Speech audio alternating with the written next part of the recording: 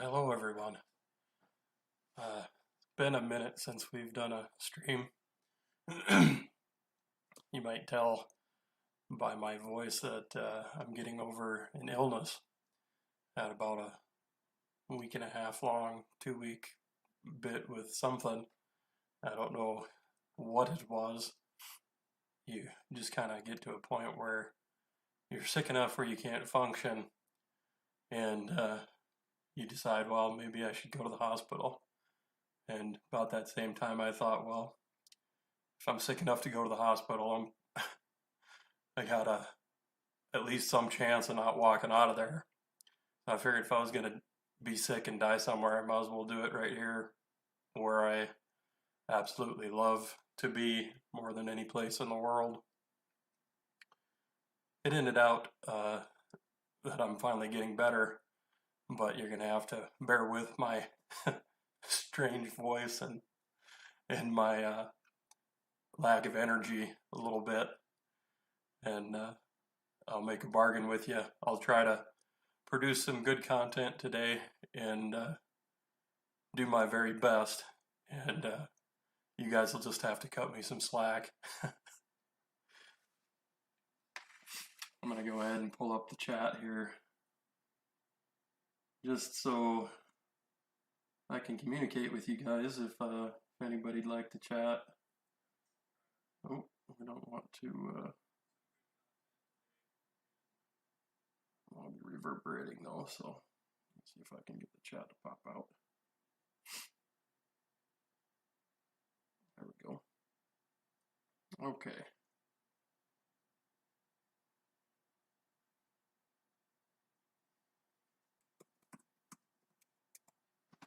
There we go. Yeah. 6 Creeder says, sounds like you had COVID, brother. Yeah. I'm pretty sure I did. Pretty sure I do. But suffice it to say, it's going to take more than that to take me out. Certainly was enough to make me humble. All right. Well, let's grab a couple of camera views here. Just, yeah, I think that'll be pretty good. Well, it's actually an extremely exciting time right now. We've been waiting for months for the new release of the Alpha Munitions production OCD 22 Creedmoor. Those of you that have followed along with me on that here for the past several months, I've been doing some testing for Alpha and just seeing what the capabilities of their new process is, and specifically for the 22 Creedmoor. I've been using some of their BRA and Dasher OCD brass. That stuff's been really good also. But the 22 Creed has held a special place in my heart since that cartridge came out. Since we started wildcatting for it, it has proven to be the singularly most capable big 22 out there, and so it's just really been something. Well, I've got a couple of really big boxes that showed up. Check this out. Here's the big boy boxes that you get when you order a bunch of Alpha Munitions brass. Comes in these sleeves like this, and pop it down here so you guys can have a look from the overhead view. But it comes with these cool little stickers from Alpha, and as you can see, there's 500 of them in here in this thing, so we need to get this so it's more manageable. So I'm gonna get these 500 pieces dumped into a tote here.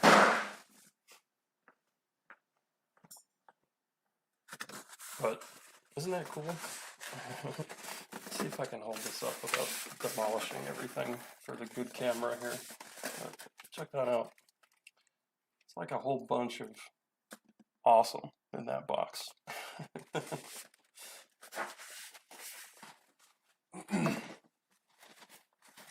Well, let's see.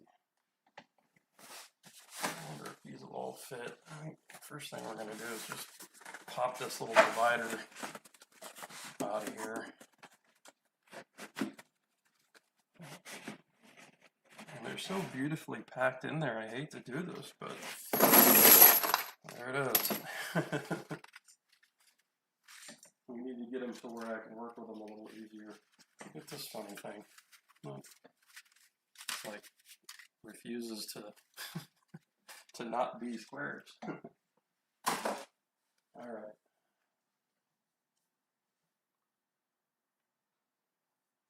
Well, we got them out into a somewhat of a container here. Let's get them let's get them in here. I'm gonna actually wipe this out with some alcohol first.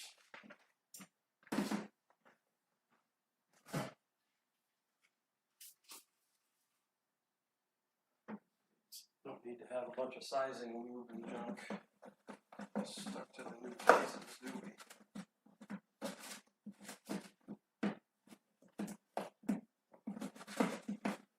There. Got that nice and clean. Wow, these cases are just beautiful.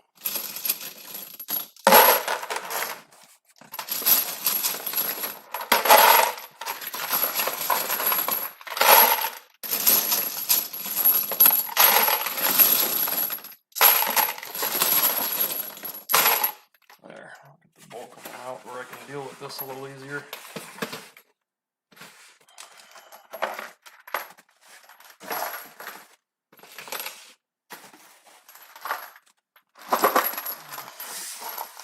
Now, this is just kind of an unwieldy thing to deal with here.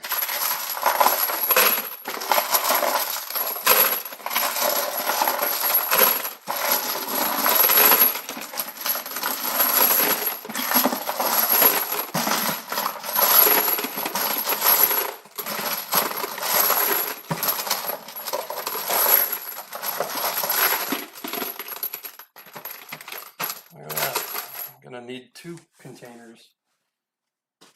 Let's see. There's another one of my boxes.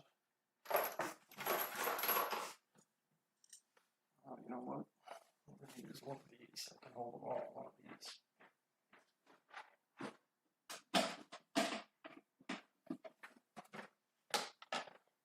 Yeah, they'll all fit here.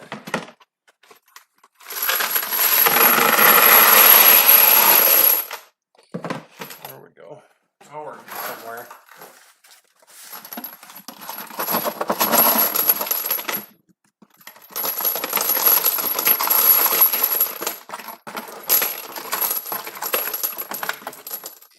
There we go.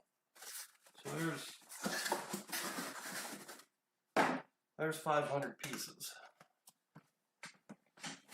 of brand new Alpha OCD 22 Creedmoor.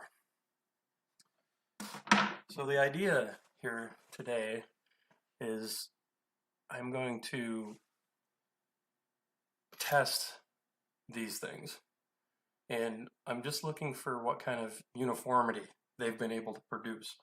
And I've been extremely impressed with Alpha in the past when it comes to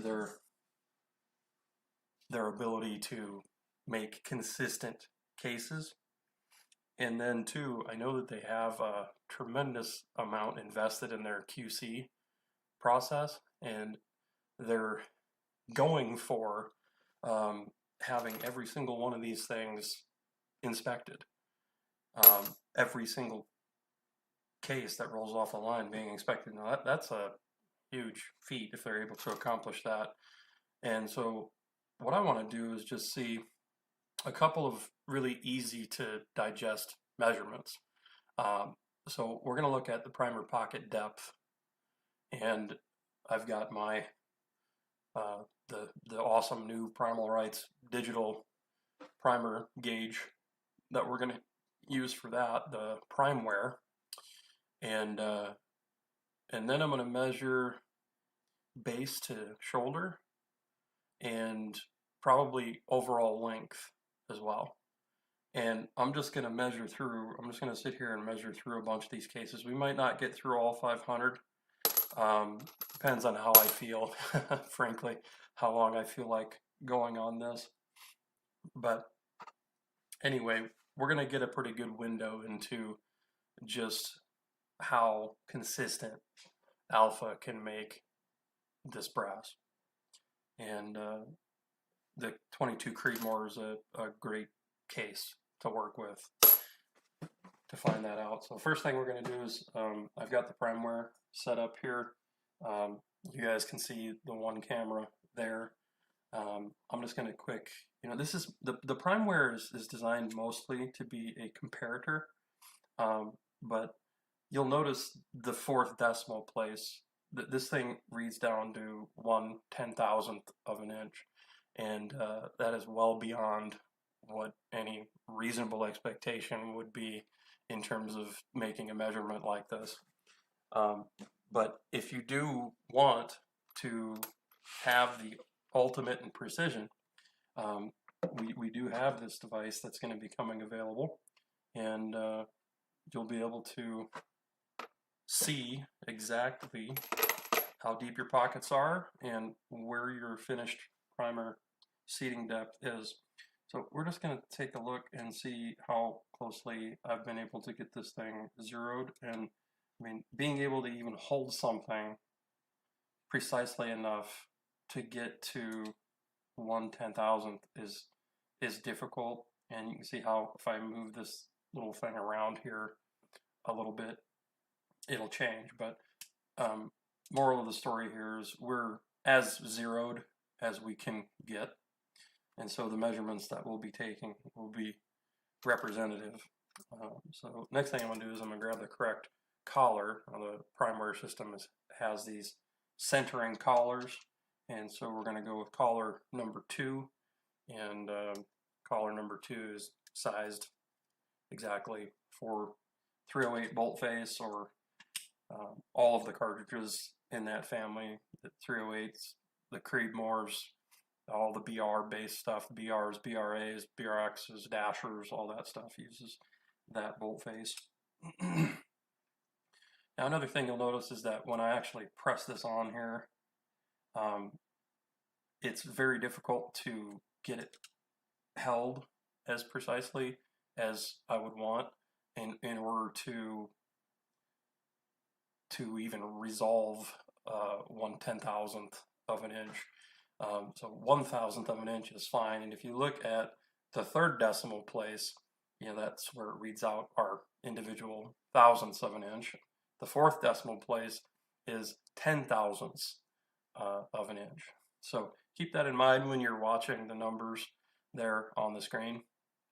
But we're just going to go through some cases here, and I'll try to keep an eye on the chat here if you guys have any questions. And this is going to be all kind of very monotonous, so if you'd like to talk about something else, feel free to let me know here in the chat.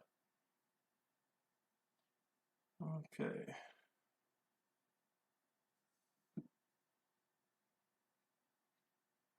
Six Creator says it's going to take you months to get back to right.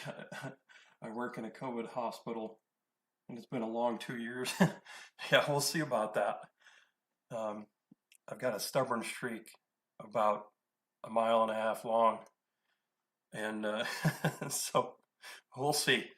Bottom line, there's no such thing as right in this life. God's got plans for us, and whatever it is we're supposed to be doing here is what we're supposed to be doing here. This is what I'm supposed to be doing here. And so I'm conscious, and I might not be in tip-top form, but I missed you guys, and I decided it was time to put some content out, regardless of its quality and regardless of how crappy I sound.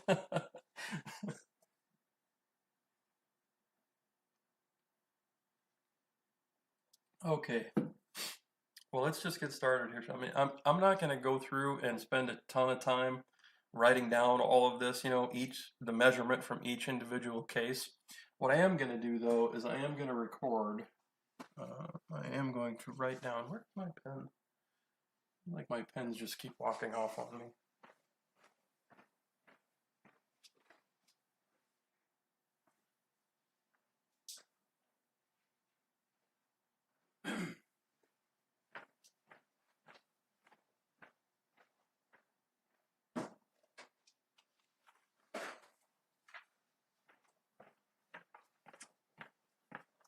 Should get a little more organized before I start the stream next time. So what I am going to do is I'm going to keep track of the widest variance, and I can always go back and watch this video back, but what I'm going to do is just keep track of the extreme spread on these measurements, and you know, just write down a few as we go here and try to identify the extreme spread of our numbers here, because the extreme spread is one thing, but as we go through and perform these measurements, we're going to see very quickly kind of what the ES looks like, you know, what our average looks like. And then too, I'm going to try to be very diligent about how I hold this case on here, and see as I put it on here, and if I were to rotate it ever so slightly, I can change these numbers, you know. So it's going to be very much just put it in place, try to get the most accurate hold possible, and that's just going to be our number that we're going to go with. Because as I move this thing around, I can affect it, looks like to the tune of a couple of thousandths just by moving it around. And so again, this is where having a delicate touch when performing this is going to be very important. So we'll just call that 121. So we'll start there. 121.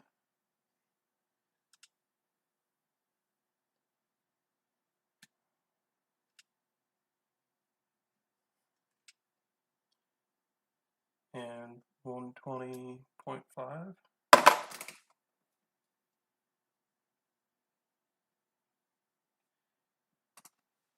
So that's 5/10 thousandths shorter. Hey Tyler. Yeah, I'm starting to feel better, as you can see. So decided to get back to it. Okay, 120. So I think 120 and 5/10 is our lowest number so far. 121 is our top end.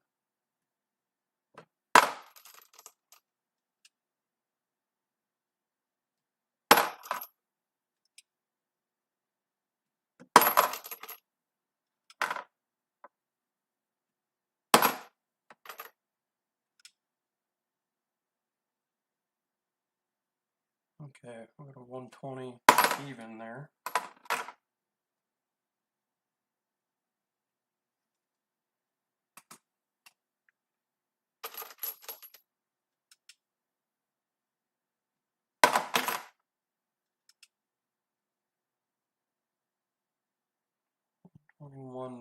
One.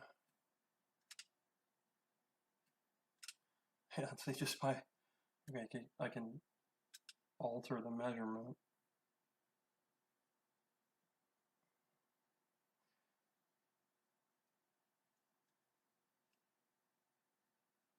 I think the longer I hold on to these cases has some effect on it too. 121.1 is our new top end.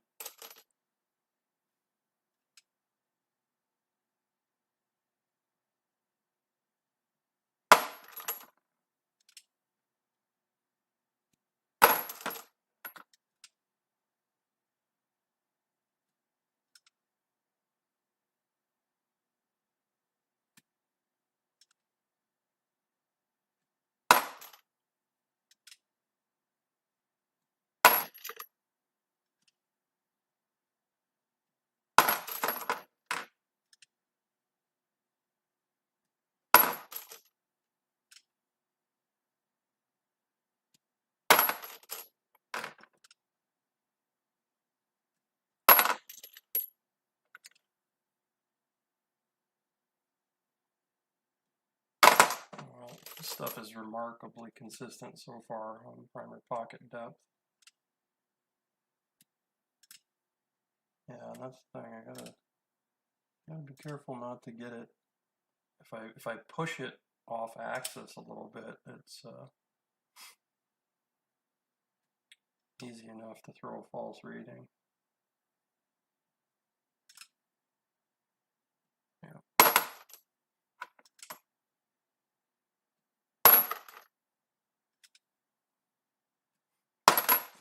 Anybody that's been in machining long enough will tell you that when you start trying to measure beneath 1,000th, the technique that you employ, the way that you hold the measuring tool, the way that you hold the part that you're measuring, it becomes almost impossible. Like two different people doing the same measurement are going to come up with different numbers every time. And there's devices out there that will allow you to make better measurements than that. And that's why this is just kind of something fun that I'm doing just to get back in the swing of things and make some content for you guys. Alpha Munitions has an investment in their quality control line. When they measure these cases and the repeatability of it, the level of equipment that they're using to accomplish that is, frankly, it's the only way that you can go about this, because it's automated. It's techniques of holding things that are automated, that don't require human intervention. And that's the only way that you can actually perform a measurement that's this precise. And so, this is as close as we've got to being able to do it. And that's why the vast majority of you, rather than using the digital primeware, you guys are going to be looking at something like this. This is the analog version, and it resolves to 1,000th of an inch, and the needle is extraordinarily precise, and you can actually read, 2 10,000ths or something based on the position of the needle.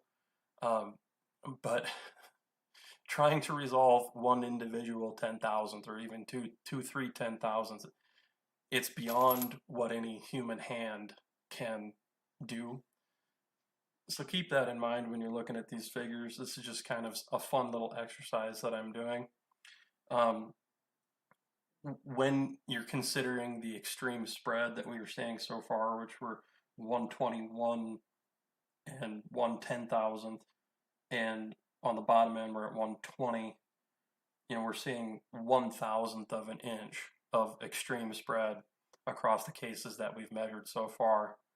And that's obviously extremely good. You can't even do a uniforming op that's going to drastically improve upon that, because the manner in which you hold the case and the technique that you use during the primer pocket uniforming isn't actually going to produce a better result, and more than likely you're going to increase the result, because despite the fact that we're seeing an extreme spread of roughly 1,000th, the actual SD, as you can see by the numbers on the screen there, the average is significantly better than 1,000th. And so the vast majority of these cases falling within 3 or 4 10,000ths of each other, many of them being even greater than that. That's pretty telling. That tells me that Alpha Munitions is really doing an excellent job in creating these primer pockets.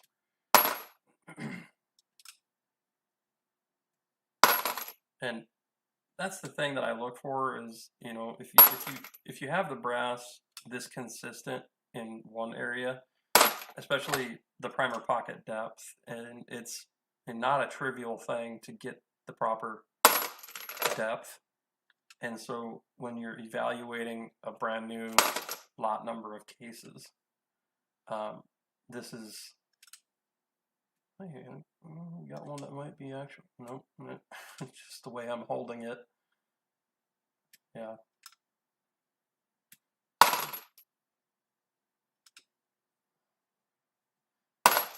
Whenever I get a brand new lot number of cases, I always like to test to see if they're within reason, because if I can identify early on that there may be something wrong with the brass, then that'll help me with my expectations of how that brass is going to shoot. Because if there's a uniformity problem in the primary pocket depth, then that will obviously be an early indicator that there may be a uniformity problem somewhere else in the brass.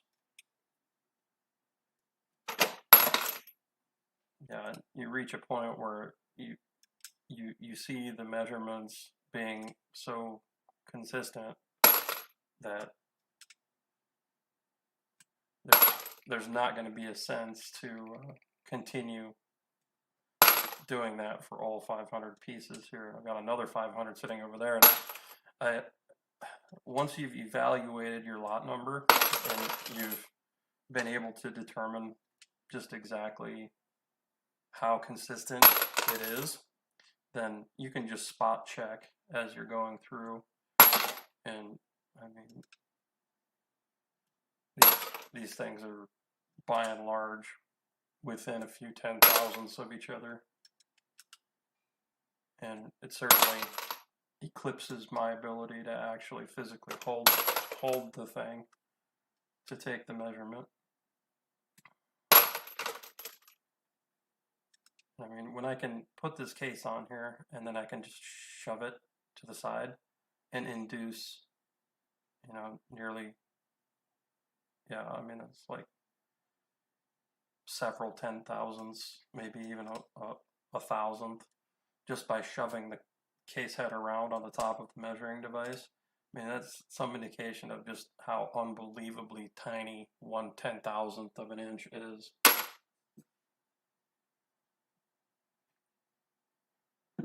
And the answer is that 1/10,000th of an inch is just unbelievably small.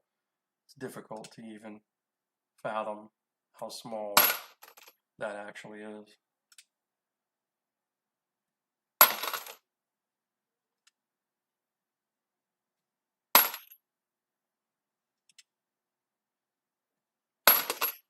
And 21.2 is our top end.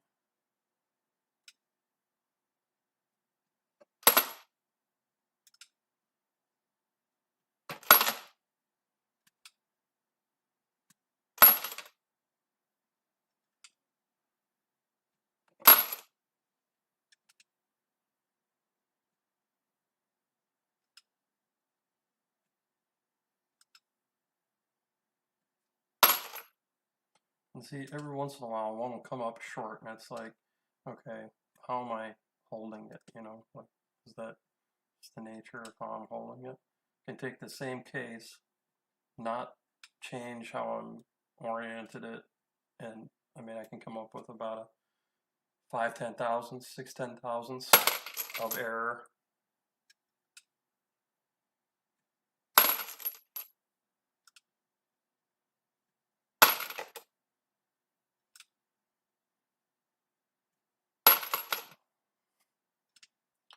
It gets to the point where it's fairly comical just how difficult it is to resolve better than 1,000th or so when you're making these measurements. And I have conversations with guys about hand loading, and they're talking to me about tenths, you know, 10,000ths, and I ask them what they're taking the measurement with, and they say a caliper. And I think, well, that's just really not going to cut it. And they say, well, yeah, but it's really good Michitoyo, or it's a really good Starrett caliper. And it's like, a 10,000th of an inch is so small. Calipers, if you ask someone that's really competent with machining, the very best 6-inch caliper in the universe is only going to be able to be trusted to maybe plus or minus 1,000th. And that, that's just the nature of thermal expansion, contraction, the sensors that are in these things.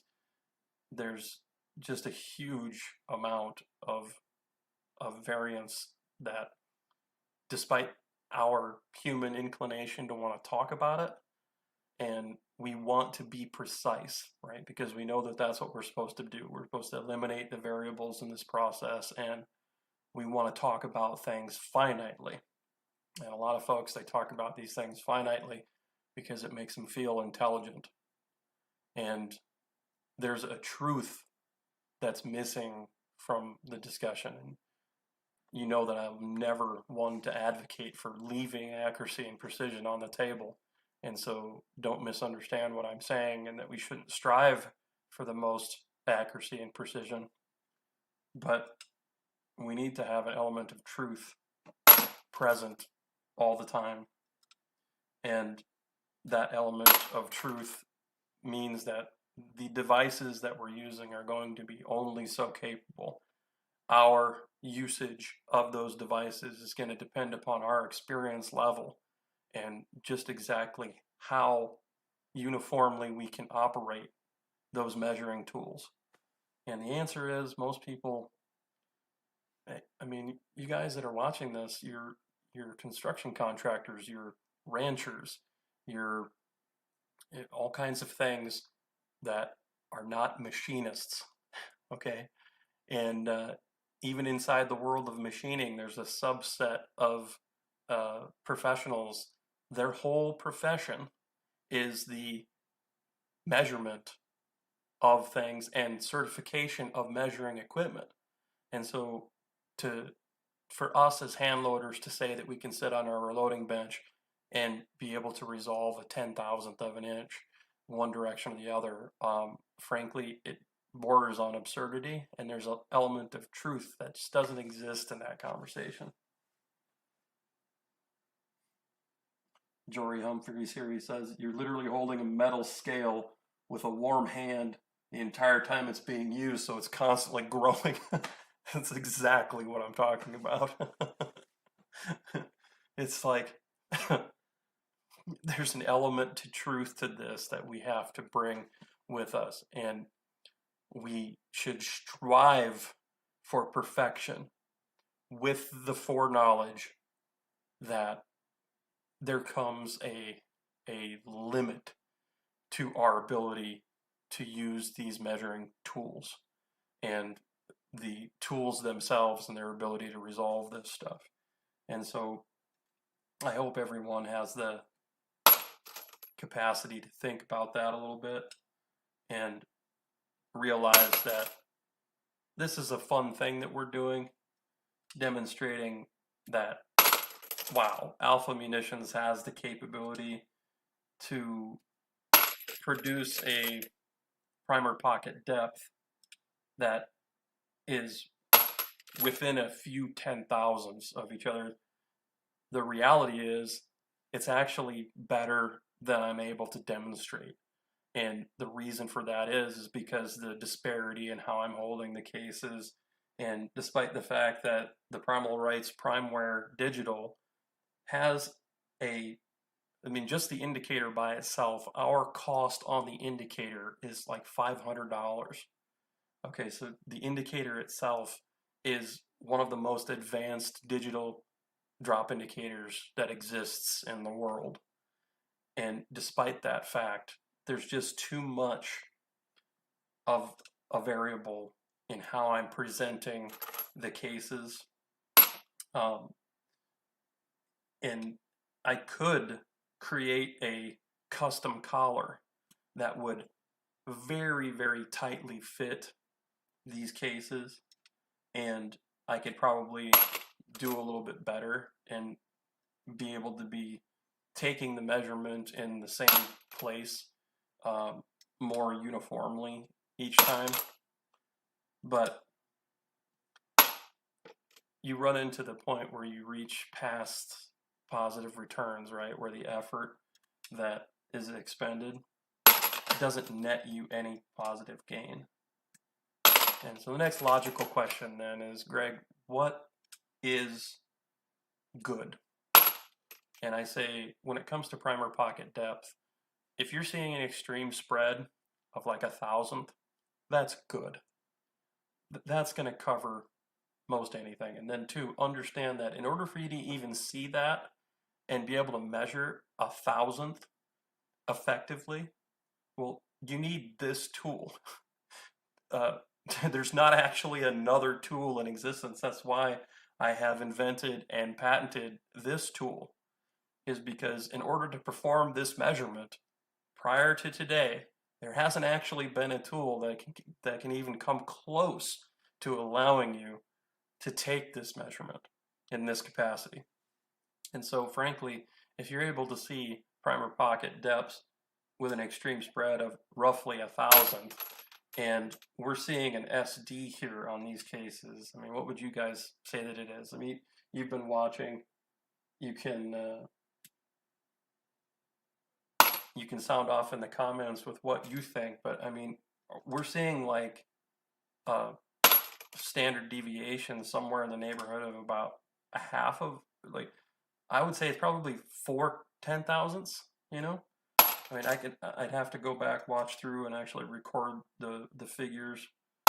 But I mean, the number of these things that I stick on here, and I see 0.1207 or 1208 or 1206. I mean, there's just a tremendous number of these things that are falling within 3 or 4/10,000ths of each other. And so, you know, that it's very obvious to me that Alpha's producing brass that has primer pocket depths that are well under 1,000th of extreme spread, and most likely it's like 3/10,000ths, 4/10,000ths on standard deviation based on the measurements that I'm taking here. And again, this is actually the only measuring device on the planet that can even attempt to resolve this kind of precision. And yeah, I mean, they're right there. So, oh, Tyler's doing some numbers for us. Average is 120.120616. Okay, so he's got it to the he's taken it to the mathematical limit. Let's see. Jacob Branowski, the Ascent of Man episode on truth. I'll have to check that out, GeoMark. That sounds like it'd be fun to watch.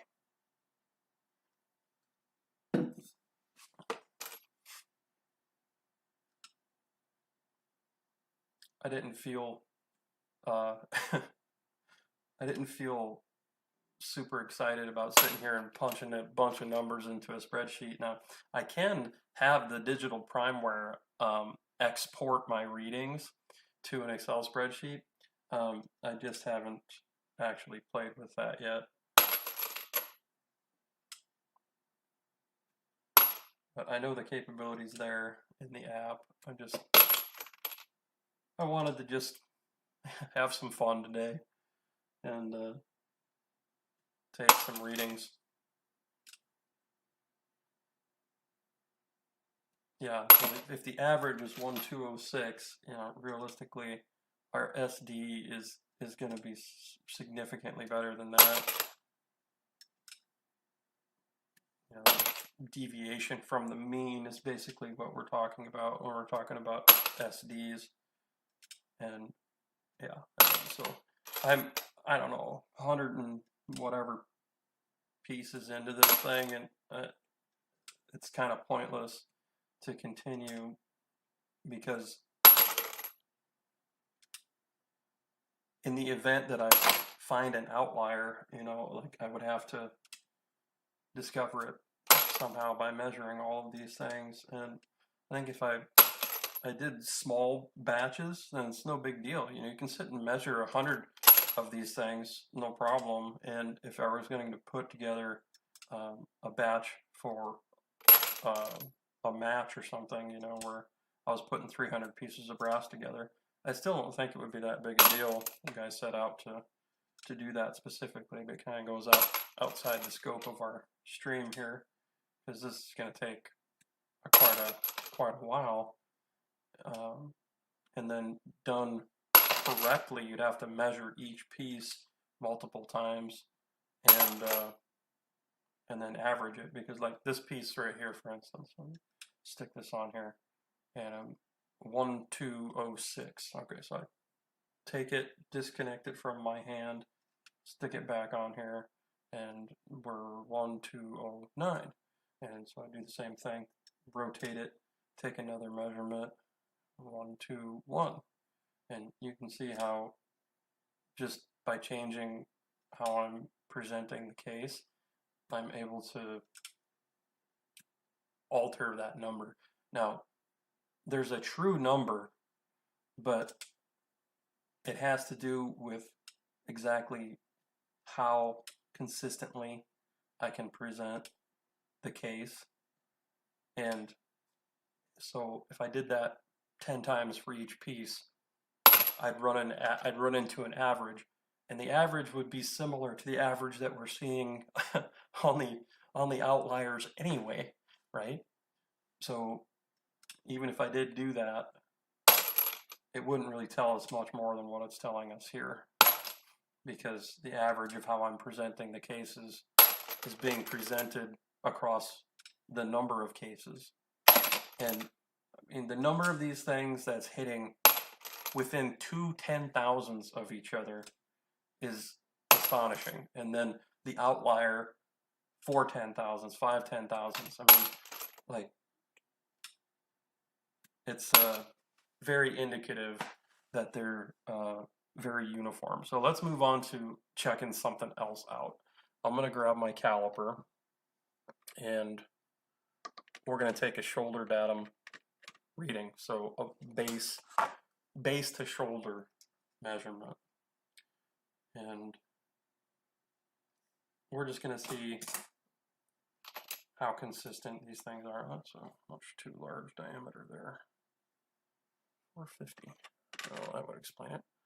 Put it in the wrong spot. I think we'll go with,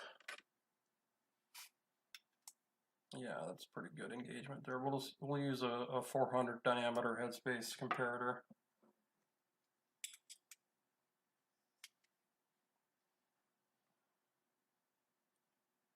And I don't know if the overhead will allow you guys to see these numbers or not, so I'll just sound off. Excuse me. And I'll try to be clear with my voice as much as I can.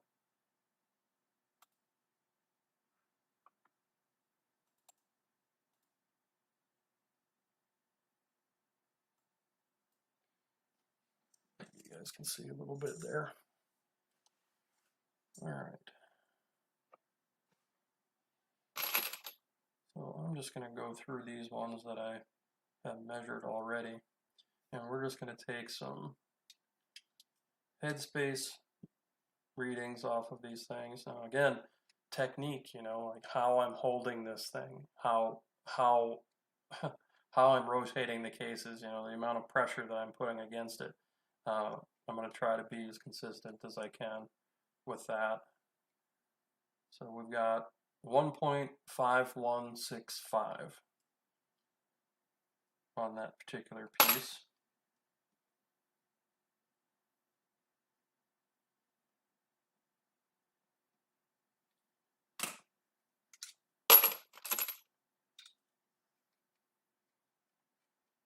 And 1.5155.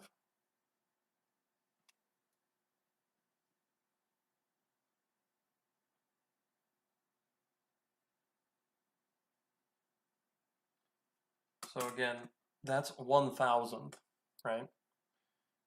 15165 to 5155. That's 1,000th difference. 5165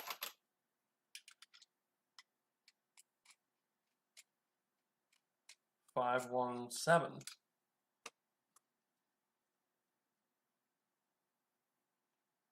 Okay. So that's 1.5 thou variance so far. Now, remember what I said earlier. Okay, please remember what I said earlier.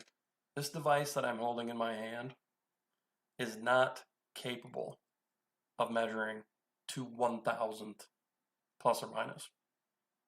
We'd be lucky if it was within 2,000ths, okay? But this is what we've got. And see, it's right on the edge. It's bouncing between 5.165 and 5.170. And so it's just like right on the very edge. And so that's the electronics in here struggling to say, do I go round up or do I round down, you know?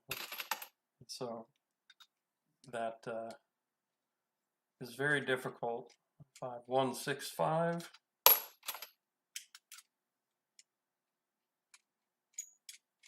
5.1, you see it's right, 5.165, 5.170, you know, so it's right there in that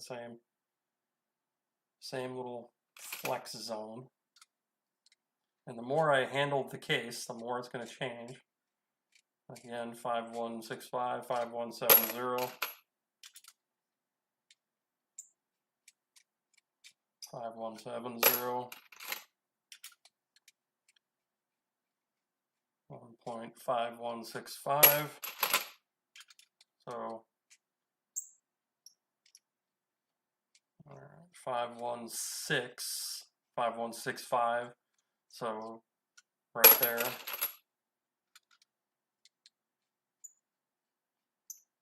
5.155, 5.16. So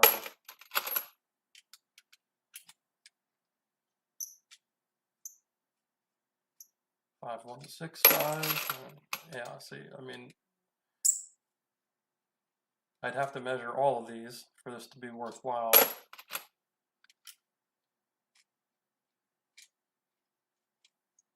5.165. 5.16.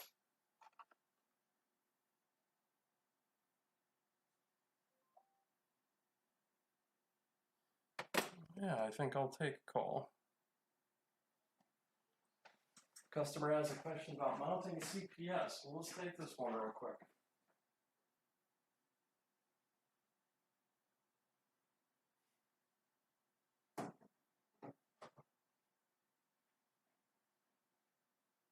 We'll let you guys listen in.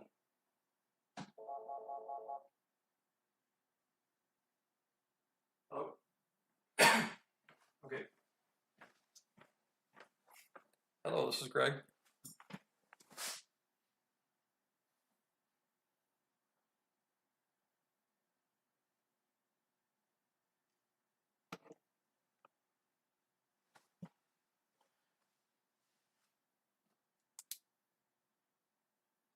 Yeah, I think a 5/16 my 5/16 bolt is what you're after. I'll take a quick measurement with my caliper here across the threads.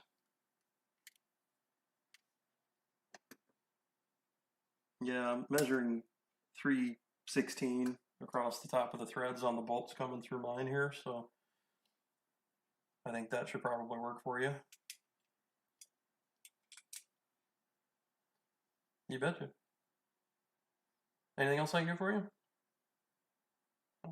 Okay, have a good day. Bye. Well, there we go. Help somebody out with their CPS mounting hole questions.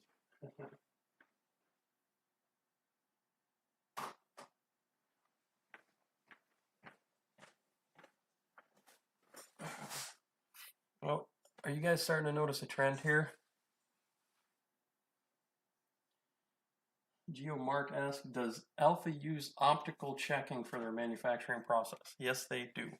They have the most advanced optical measuring equipment that you can possibly imagine. I've talked with them at length about it. and they've actually posted some of that stuff to their Instagram and their Instagram story. So if you don't follow Alpha Munitions on Instagram, you should really do that. They just got a new robot for case handling. The thing looks crazy cool, but yeah, their QC process and the measuring ability that they have to actually measure these cases is unbelievable. I've certainly never seen any company go to the lengths that they go through to make sure that this stuff is all the same.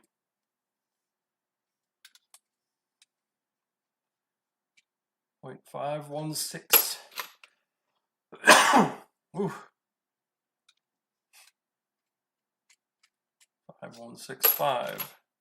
All right, so you guys noticing a trend here? 516, 5165. It's all within a thou, okay, for Headspace. So let's take a look at overall length now. I'm gonna pop my little Headspace device off here, and we'll just wipe the jaws clean a little bit, and let's take a look at the overall length and see how they're able to hold that. 1.912.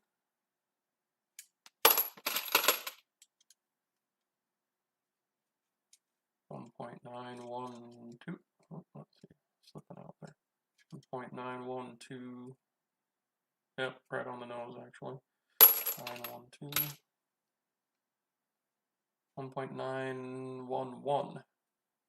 About a thousandth shorter.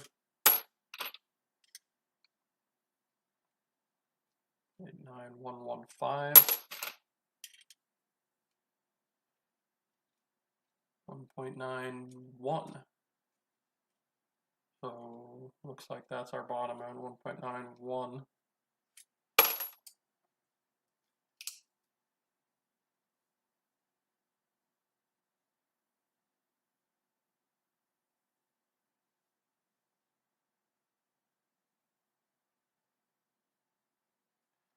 .910. 0.911. 1.911. And 1.9115.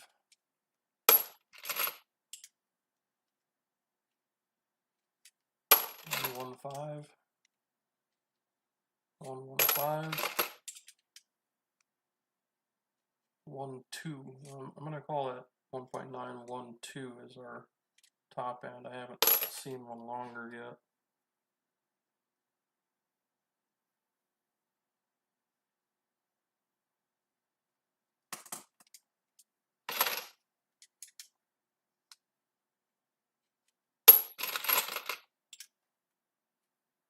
.911 seems to be 1.911, 115, you know, so half a thou, 5/10,000ths longer.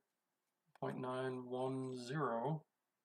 So, yep, that's our short end.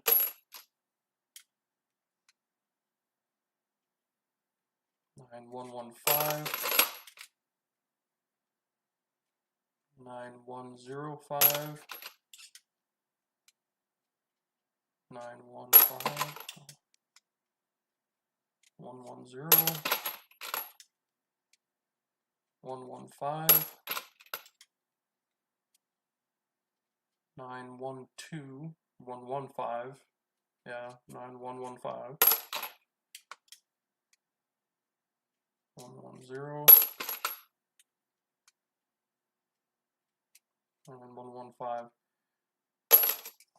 Okay. Well, that pretty much tells me everything I wanted to know, and lines up with my previous experience with alpha brass.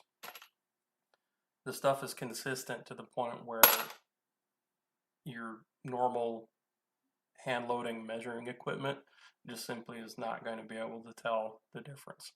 And, you know, we're talking about virgin cases that are within 1,000th of all of the measurements here. I mean, like overall length, headspace, we're within 1,000th, 1.5 thousandths. Folks, this is virgin, unfired cases. It just gets better from here. And if you're performing your processes at the reloading bench correctly, it just gets better from this point forward, because as we fire this stuff, it will bring out the uniformity, because we go through that first firing, that second firing, it's going to take on a mirror image of our chamber. And so when you start out with something that's this uniform, that means that like you can legitimately count on your first firing performing similarly to firings 2, 3, 4, 5, 6, and that's on down the road. That's the actual value in the alpha OCD brass. Like we've talked before about how it can take some insane pressures, but that's not the value. The value is you can run the same load from firing to firing, and because the brass is so uniform and it's so strong, it's not going to be changing on you from firing to firing in a huge way. And that's the real strength of this.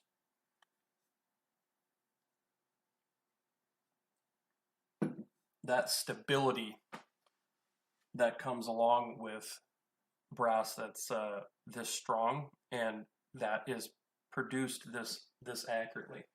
I'm curious about something for a second here. I'm just gonna.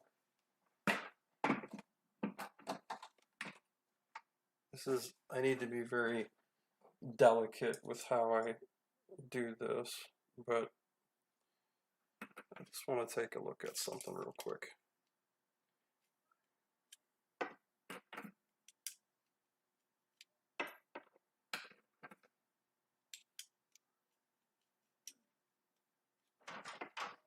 One, 2, 5, okay. 1, 2, 2.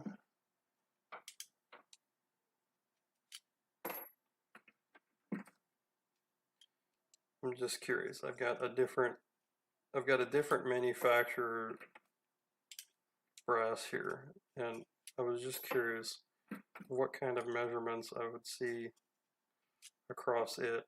And I'm not even 10 cases deep, and I've already got a 2,000ths variance, almost 3,000ths actually, in overall length. And I'm gonna just grab some headspace numbers here, because it's one thing to say that, oh, okay, well, Alpha's got the ability to produce this crazy good brass, but when you're comparing it to a different company's product, that's where the amazing the amazing uniformity comes out, when you're comparing it to something else. And so I don't want to say who it is, because I don't like engaging in that kind of thing. But overall length, we saw almost a 3,000ths variance.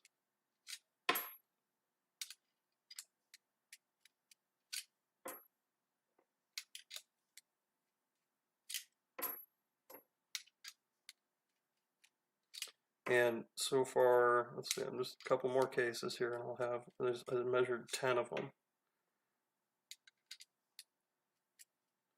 And a couple more cases. Okay, I'm seeing over 2,000ths of variance on the headspace. Yeah, over 2,000ths. And so just brand new to brand new, right? You take one company's product and you compare it to a different company's product, and the uniformity that exists in the one product can't be denied. And so there are differences. There are differences in this stuff, folks. Out of the box, the uniformity, right? There's something to be said about that. James or Jarnis, it looks like. After firing and sizing the brass lot, is a donut inevitable, and will short action customs die bushing eliminate any problems that may occur when seating bearing surface past neck shoulder junction? Yeah, I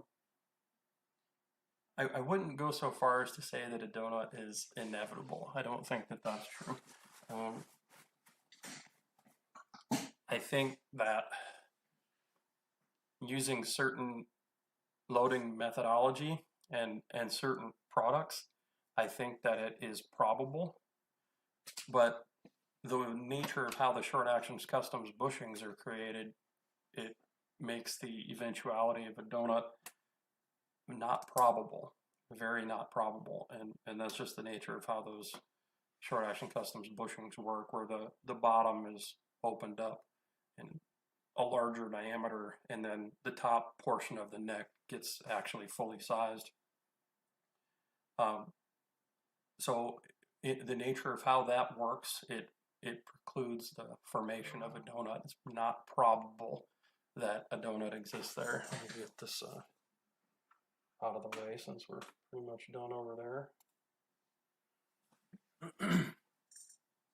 But yeah, not probable that you'd have a donut form with a short action customs bushing set. And standard bushings, yes, it's probable because the brass flow is going to go somewhere, and there's a break in contact between where the bushing starts and the shoulder of your die exists, and so the brass is going to behave very differently at that junction. That's why I prefer a custom honed full length die as opposed to a bushing set, with the exception of the short action customs bushings. Obviously they don't apply. There's a different rule set for those because they are mechanically different.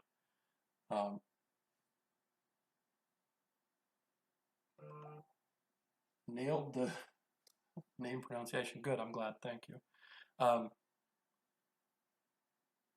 I think the real answer to your question is don't seat bullets past the neck shoulder junction. It's just a good policy to not, and that requires a forethought. You have to think about that in advance when you get your reamer spec'd, and it's a conversation that you have with your riflesmith, because the bullets that you intend on shooting, if they're long and heavy per caliber, there's a strong possibility that they'll have a long bearing surface as well. It's not required. You can have a heavy bullet that has a short bearing surface, and this is a very much bullet to bullet conversation here. You can have one 80 grain bullet that has a very short bearing surface. You can conversely have another one that has a very long bearing surface. Just depends on whether they've got a tangent or a secant ogive, and the rest of the bullet construction obviously plays into it as well. The nature of how aggressive the boat tail is, for instance, and this all has a tremendous effect on how things will behave. But as a rule, where the brass transitions, that shoulder angle, how that shoulder is going to change from firing to firing, where it contacts the neck, the brass flow that goes on there. Bottom line, it's an area, that neck shoulder junction is an area where you're going to have more variables. And so I find that it's best to not subject the bearing surface of your bullet to that area. Now, if you properly vet your reloading process, and including your dies, your full length sizing die, or your whatever bushing you're using, or whatever it is. The only way to properly vet that is to take one piece of brass and fire it over and over again. And for me, with my facility, where I just load around over here, I can slide over there and slide the window open and shoot, or just walk outside and shoot. It's very easy for me to do that. Those of you that live in a suburban or urban setting and you have to go to a square range or something to shoot, I mean, that's going to be bordering on impossible. I mean, one round fired for each trip to the range. You have to come back home and reload it. You know, it would take you going to the range every single day. You would still, it would take you a month and a half, 2 months to go through the number of firings that you would need to see here. And so it starts to become, again, the element of truth that we were talking about earlier, right? You don't get to just skip this knowledge. You have to understand that some things you're just not going to have the truth and the certainty that you need to have in order to properly answer that question. And so you need to keep that truth in your mind and say, well, there's a big question mark here and I just don't know. And you have to try to find some way to answer it, you know, and it's not as simple as just saying, well, I'm going to take a bucket of sand down to the basement and I'm going to shoot into the bucket of sand and I'm going to reload that way. Because, I mean, you could have a city ordinance or something, you know, that if you fire a rifle within city limits, you're going to go to jail if anybody finds out about that, you know, like, so the element of truth needs to be present in that. You just won't know what's going to happen from firing to firing. And the only way that you're going to be able to do that then is to say, well, what is logical? What stands the test of critical thinking? And that's where, if you're following the correct process, if you're loading these cases and you're using proper application of lube, you're tumbling them in correct media, which, in case you don't know, the correct media to use to tumble brass is rice. There's an article on the Primal Rights website about that. I just had a conversation with a gentleman yesterday, and he's an accomplished shooter, and so it was a difficult conversation, because the more somebody knows, the more likely they're going to be entrenched into whatever belief that they have, and the thought process that there's somebody like me out here that has actually done the work. Because of my choices, I have been able to say, this is what I've devoted my life to, shooting. That's it. And I said, I'm going to build a house in a location that allows me to shoot whenever I feel like shooting, and I'm going to be able to get the round count that I need to get. And while I've been in that position, lived in a rural area, and have the ability to shoot straight out my window for the last 10, 12, 13 years, it's like 14 years, I forget exactly the date where I gained that ability, but it's been a long time. And that has afforded me the ability to discover some of this stuff, right? And it's not 6 of one, half dozen of the other. It's not as if some of this stuff is negotiable. And it's certainly not as if you can go one way or the other and there's not really going to be any difference in it. I can't possibly stress or overstress the importance of tumbling your brass in rice. I can't possibly overstate how important it is because of what it does. Now, if I were to change my case sizing lubricant,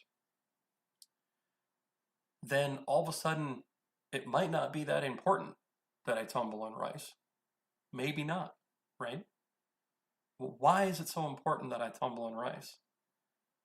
Because of the way the rice leaves. It's an automated process that leaves the interior surface finish of my case necks in the most desirable manner I can imagine, right? Because the uniformity of how it treats it. Like now, the way that the Imperial Sizing Wax that I use, I'm sure you guys have all seen this stuff, but I mean, this Imperial Sizing Wax right here is the most incredible stuff.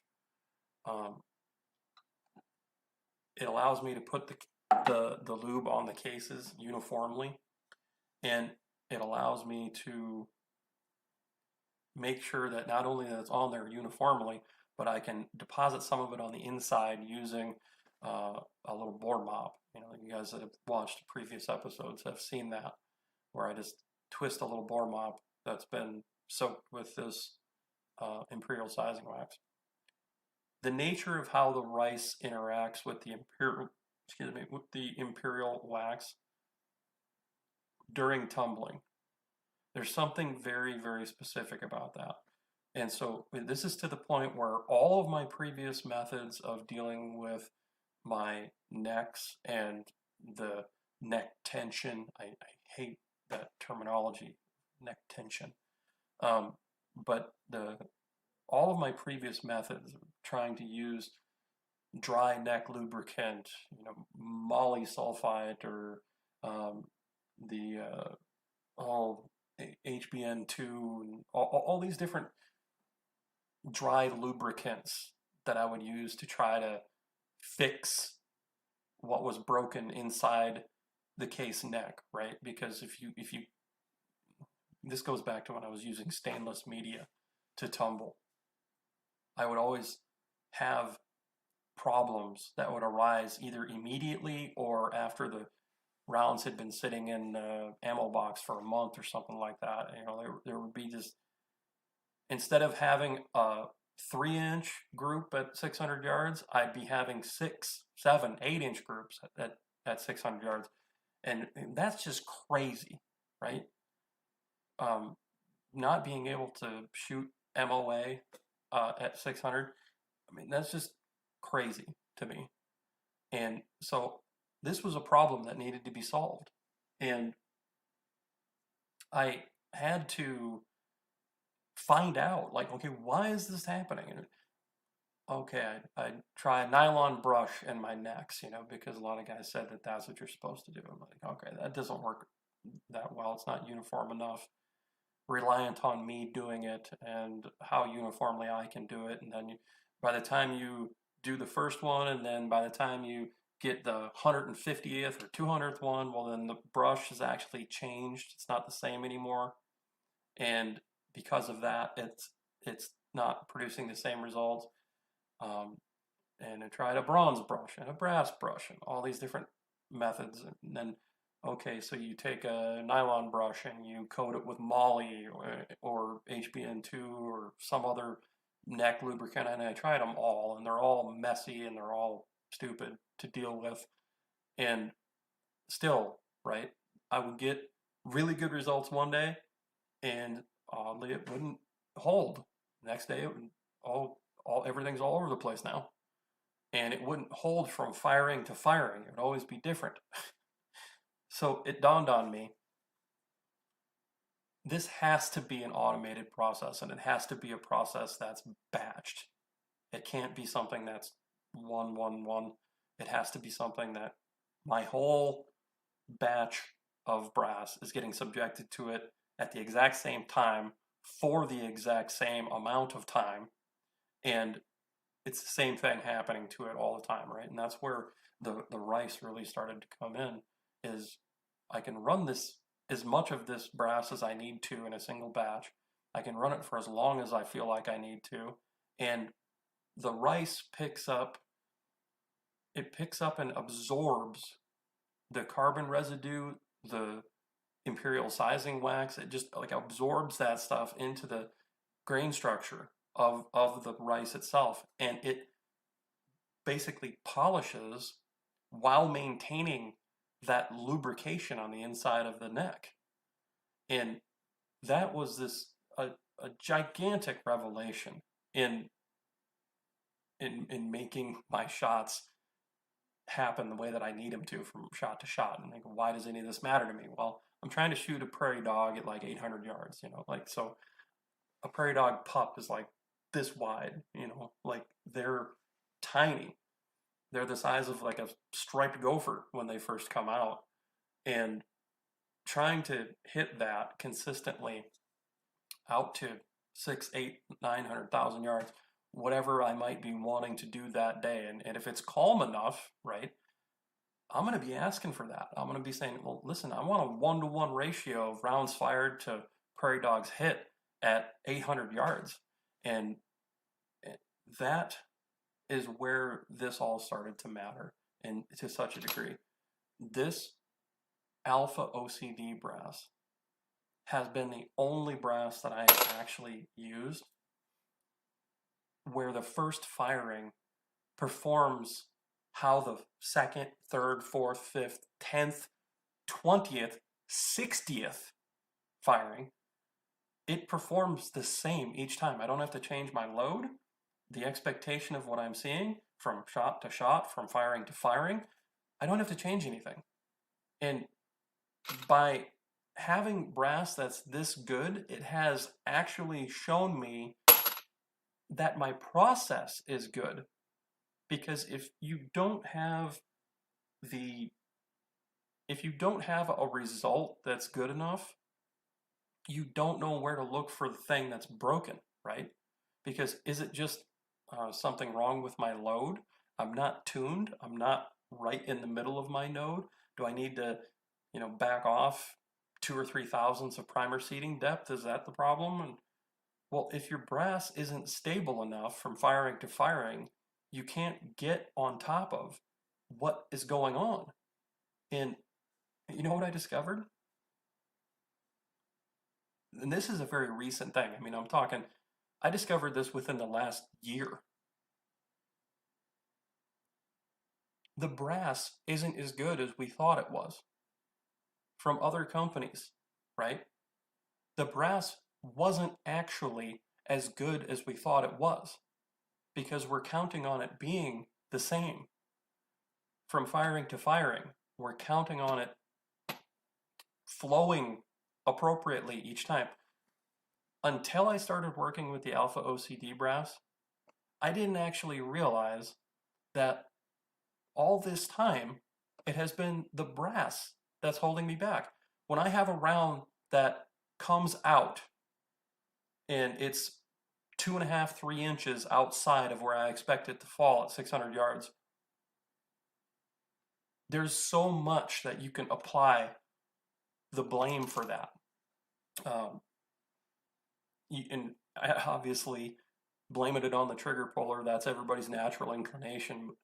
I've spent my whole career instructing people on the fact that most people can actually shoot a lot better than they think they can. Where they fail is right here. They fail here at the load bench is where they fail. Because the internet has convinced them that, oh, this doesn't matter, that doesn't matter. Yeah, you're going to have just as good a luck with this company's brass as this company's brass. It doesn't matter, just go buy it, load it, shoot it. I am telling you, unequivocally, if no one's told you this certainly until right now, so be it.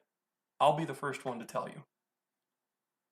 The brass that you use is probably the most important piece of the puzzle. Your technique and the tools that you have on the load bench, that's all very important as well. That whole ecosystem of stuff is extremely important, right? None of it can't not be there. You have to account for the variable. You have to be using that equipment in a uniform fashion. But what I'm telling you is the brass that you use is so unbelievably important that there's nothing you can do to fix it if it's broken. You can't fire form it away. You can't run it through some special die and fix it, because the nature of how the brass is flowing from shot to shot, and as you run it through your processes, if the brass isn't stable and uniform, then it won't react the same way from firing to firing. And that means you're going to have a different result every single time that you run it through your process, regardless of how good your process is.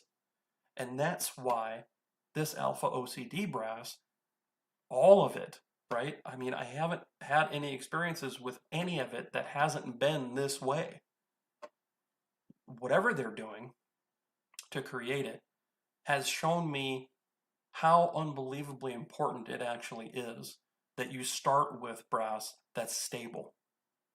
Because the amount of effort that I've wasted chasing that last little inch or two of performance at 600 yards, right, where I'm trying to shoot 3/4 inch group at 6 and have it be accurate as well, not just little groups, but having them all over the place from firing to firing. I haven't realized until just recently, this past year, working with the Alpha OCD and understanding what it can do. It's blown my mind.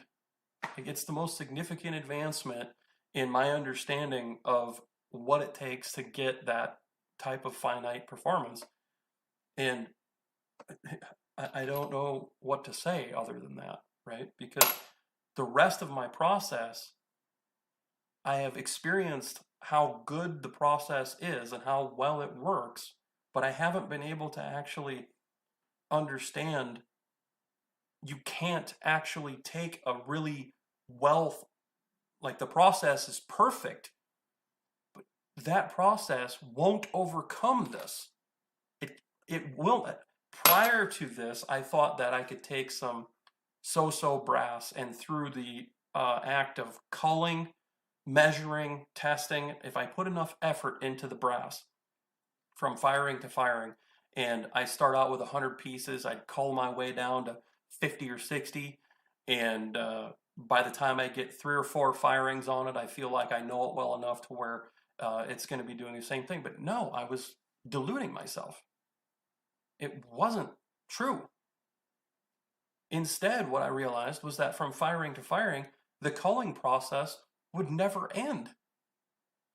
Because the nature of the metallurgy of how the brass is actually flowing and working, I'll continually have pieces that will fall out. I'll have flyers, right? I might be a little delirious as a result of coming off of my week and a half long sickness. But I have no choice but to laugh at this, because if you fire 100 rounds and 20 of them don't go where they're supposed to go, those are not flyers. That's just how your rifle is performing, okay? It just is, they're not flyers, folks. What's more, you're not inducing them. Your brass is. Now, it is possible, don't get me wrong, right? Please don't misunderstand what I'm saying. If you're performing a technique or using a piece of equipment or a die that's set up in such and such a way, that can create flyers, right? They're not flyers. They're shots that are going wide as a function of what you're doing or not doing at the load bench, right? Do you have one of our competition primer seeders, and are you using it in a uniform and deliberate fashion to overcome the friction differential between that priming pocket or that primer pocket and the primer cup? Are you overcoming the friction differential limitation between those two components? by running the 1-to-1 ratio that the competition primer seeder provides to get that primer in there in a way that's super uniform, right? Where it's going in at the same velocity each time so that the force that you're transferring to the primer is the same each time, and therefore is going to stop in the correct location linearly and have the same amount of crush on the anvil each time. Are you doing that? Because again, not 6 of one, half dozen of the other. The CPS is the only tool on the planet that will actually allow you to do this, right? Bar none. Now, people can argue about this all they want, but then what are they asking, right? Would I discover anything that I just spent the last 20 minutes talking to you guys about if the only thing that I was asking was MOA performance, right? If I'm hitting a 6-inch plate at 600 every time, or maybe even half MOA, right? Let's say all I was asking was half MOA, 3+ odd inches at 600 yards. If that's all I was asking, would I have discovered anything that I just shared with you? The answer is no. I wouldn't have discovered any of that because it doesn't matter. If your delta for performance is big enough and you're asking not very much, nothing matters anymore, because the quality of components, the quality of rifles that we have access to today, they're capable of so much. It just isn't hard to get half MOA. It's just really not. If you're asking more than that, right? And what I'm asking is significantly more than that. I'm trying to shoot prairie dog in the face at 600 yards on command every round that I fire. Well, when I started asking for that, then all of a sudden, a lot of the things that I was doing, they were never in a million years going to let me get there. There was nothing that I was going to be able to do if I'd have kept doing things the way that I was doing, using the equipment that I was using, and using it the way that I was using it, right? Not understanding the uniformity of how I'm presenting these components to my equipment. I would never, ever have been able to get there. And still, there's only a few rifles that I have worked out to the point where I can pick them up and legitimately shoot like silver dollar at 600 yards. It's not trivial still at all today. Is not trivial to do that. But what I am telling you is that it's achievable, and I didn't realize how important having stable brass was. Obviously, I've been a proponent and a advocate of using quality brass my whole career, because I discovered cheap brass. Like everybody starts out shooting well, back in the day anyways, we all grab some Lake City long range brass and in 308 Winchester, right? And the first time I grabbed a brand new box of Lapua cases in 308 and compared them to my performance that I was getting with the other brass, it's just like, oh geez, a huge deal.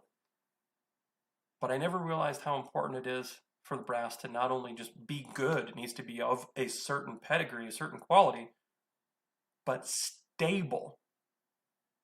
Not changing massively from firing to firing. Not requiring me every 6th or 8th firing or 10th firing to squeeze my sizing die down more to overcome the web expansion in the case. That's just one factor by itself, right? But it is, I cannot possibly stress how important it is. And before I forget, this stuff's going to be available like next week, okay? On Alpha Munitions website, just starting on Monday. I'm going to go post it up when they get it actually live and available for sale. Monday, Tuesday, Wednesday, something like that. Whenever they get their enough of these cases through QC to where they can actually start packaging it up and offering it for sale, they're going to let me know. And when that happens, I'm going to post it up on Instagram. I'm going to put it on all long range hunting, sniper side forums, every place where I hang out. I'm going to announce when that stuff is available. If you are in the market for 22 Creedmoor brass, or you even think that you might start working with a 22 Creedmoor at some point in the future, you would be nuts. I mean, certifiably outside your mind to not go pick up like 500 pieces of stuff. Because it's not like they're not going to be able to create it again, but when are they going to create it again?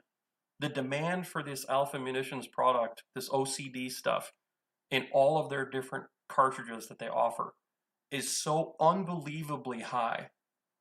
When will they set up and run more of this? The answer is I have no idea. So you better buy this stuff, because it could be a year before they run it again, right? Maybe longer. Who knows? The market forces that are at play. There is nothing that guarantees that they will even be able to gain access to the raw material needed to produce cups that will allow them to make the brass. Okay, the world is a changing place. And so next week, be looking for that announcement. And I'm going to keep you guys abreast as much as I can.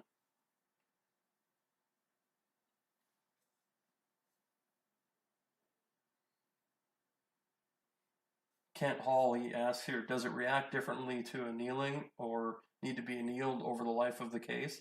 I anneal every firing. No exceptions. That is a quintessential process. Now, all of the testing that I've done with the Alpha OCD to date, I haven't annealed it. And I talk about that individually in those videos too. I haven't annealed the stuff most of the time when I'm testing it, and still getting like, I'm actually gonna grab a piece of this. We're gonna do a stream in the future, and I'm gonna set up a normal load, like an 80 grainer or a 75 at 3450 to 3500, kind of right at where I would actually be operating a 22 Creedmoor. And I'm under that circumstance, because I've done the other thing already, where I've taken and run like 3,700 and some odd foot per second and got like 30 firings or 29 firings. I forget exactly how many firings it took before I would have had to set the die back in order to buy some more firings. But I haven't actually just fired until I could have a normal load, and I haven't fired it with a normal load for as many firings as I can to see where that's, because I don't even know, honestly, I have no idea where that's going to be. That could take 120 firings. I have no idea how much that's going to take. But somebody asked here the difference between small rifle primer and large rifle. They're making both, so it's not like you have to choose. Me personally, I think the small rifle primer is perfectly fine, because a CCI 450 is going to have just a monstrous amount of fire going into these holes, and they have a large flash hole on these. I'm pretty sure it's an 80,000 flash hole, and so I don't think there's going to be any ignition problems with the small, even in cold weather. I don't think there is. Now, more than likely, it's going to get pretty cold here this year at some point. Usually does. We've got a couple of weeks where it's like -20 or something like that. I plan on going out and spending some time outside, letting the rifle and the ammo sit outside, and then going and shooting this stuff and seeing whether or not there's any hang fires, or comparing the accuracy and precision of it to see if there's actually going to be any difference. I don't think there's going to be. Having said that, there's a lot of people that believe that the large rifle is just the better way to go. And it could be just as simple as that they're set up for large priming and they don't want to switch over, right? And so Alpha is going to be offering both. I'm pretty sure the small, that's what I have here. This is the small primer. I'm pretty sure that they're going to be offering the small first and then the large later. So you'll have to keep your eyes open for that.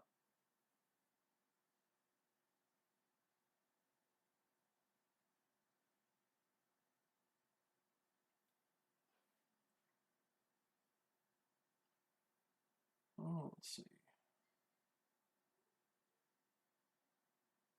I think that covers all of the comments we've had so far.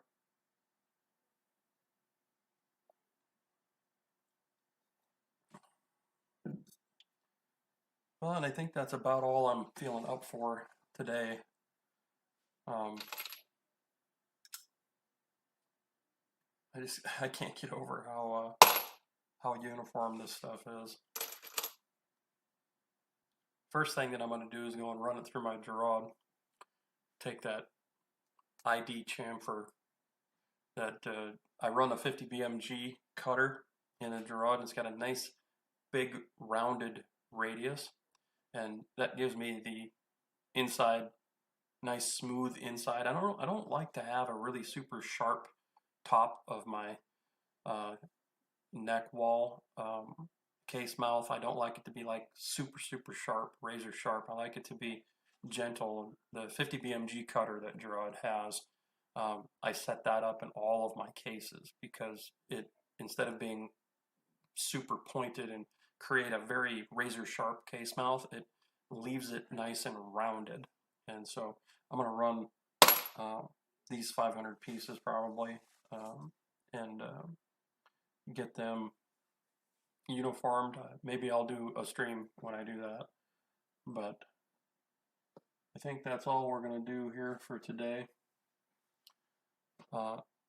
Suffice it to say, I'm pretty excited about this new batch of brass. This stuff is crazy, and I haven't shot it yet, so I'm going to do that just to make sure.